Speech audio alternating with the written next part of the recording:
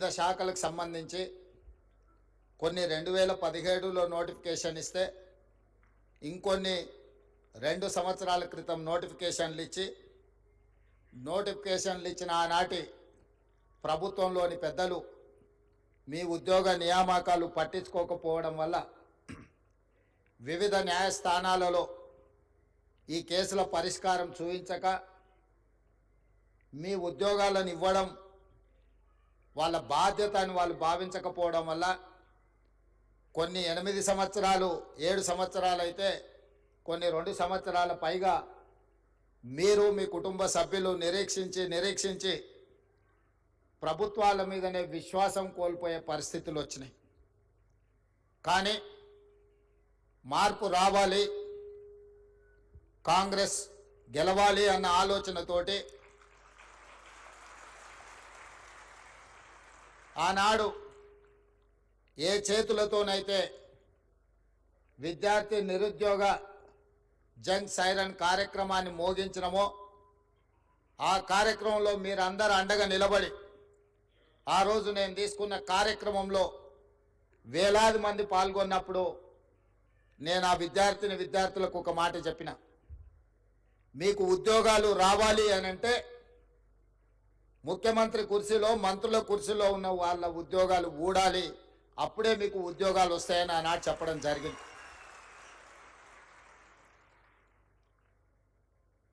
మా మాట మీద ఉన్న నమ్మకంతో మీరందరు కష్టపడి తండాలలో గూడాలలో మారుమూల పల్లెల్లో మీ తల్లిదండ్రులను మీ కుటుంబ సభ్యులను మీ నాయనమ్మ తాతలను మీ అమ్మమ్మల్ని తాతల్ని అందరినీ ఈ ఒక్కసారి మా కోసం ఓటేయండి, ఇది మా భవిష్యత్తులో మేము ఆనందంగా ఉండాలి అని అంటే ఈ ఒక్కసారి మేము అడిగినట్టుగా ఓటేయండి అని చాలామంది విద్యార్థులు గ్రామాలలో కాంగ్రెస్ పార్టీ కార్యకర్తలు నాయకులు కాకపోయినా వాళ్ళకంటే ఎక్కువగా శ్రమించి ఇల్లు తిరిగి మా కాంగ్రెస్ పార్టీ శాసనసభ్యులను ఆనాడు గెలిపించడం జరిగింది.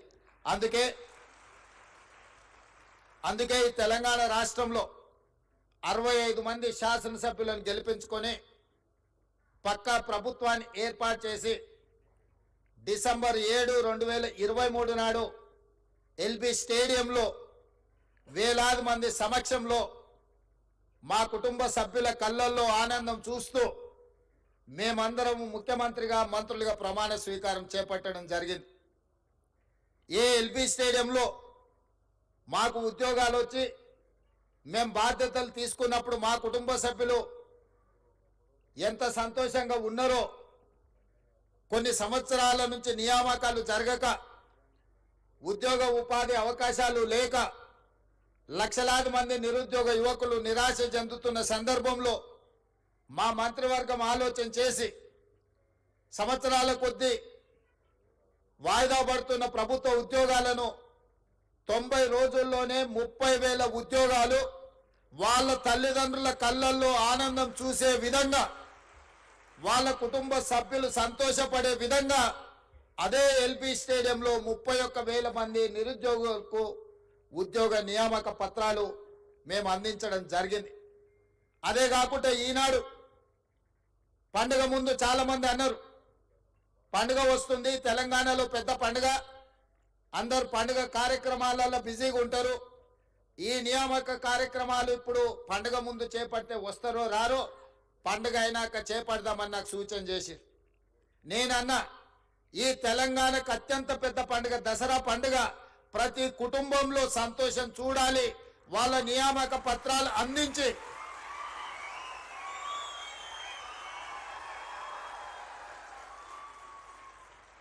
1635 మందికి ఉద్యోగ నియామక పత్రాలు అందించడం ద్వారా ప్రతి వాళ్ళ కుటుంబాలలో ఏ విధంగా అయితే మనకు బాధ్యత వచ్చినప్పుడు, పదవులు వచ్చినప్పుడు మన కుటుంబ సభ్యులు సంతోషపడ్డారో, ఇవాళ వాళ్ళకు కూడా ఉద్యోగ నియామక పత్రాలు ఇస్తే వాళ్ళ తల్లిదండ్రులు కూడా అంతే సంతోషంగా దసరా పండుగ చేసుకుంటారు, వాళ్ళ కళ్ళల్లో ఆనందం చూడాలి. ఉద్యోగాలు వచ్చిన వాళ్ళే కాదు, వాళ్ళ తల్లిదండ్రులను కూడా ఈ కార్యక్రమానికి ఆహ్వానించండి, శిల్ప కళా వేదికలో ఏర్పాటు చేయండి అని చెప్పి మా అధికారులకు ఆదేశించడం జరిగింది. ఈరోజు ఇంత అద్భుతమైన ఇంత మంచి కార్యక్రమం, నేను చాలా సభలు సమావేశాలు మీకు తెలుసు వెళ్తుంటాను. ఆ సభలలో సమావేశాలలో సంతోషంతో కొట్టే చప్పట్లు, లేకపోతే కూలీకి వచ్చిన వాళ్ళు కొట్టే చప్పట్లకు తేడా నేను గుర్తిస్తా. ఇవాళ మీరు కొడుతున్న చప్పట్ల వెనుక మీ సంతోషం, మీ కుటుంబ సభ్యుల యొక్క ఆనందం కొట్టొచ్చింది కనిపిస్తుంది.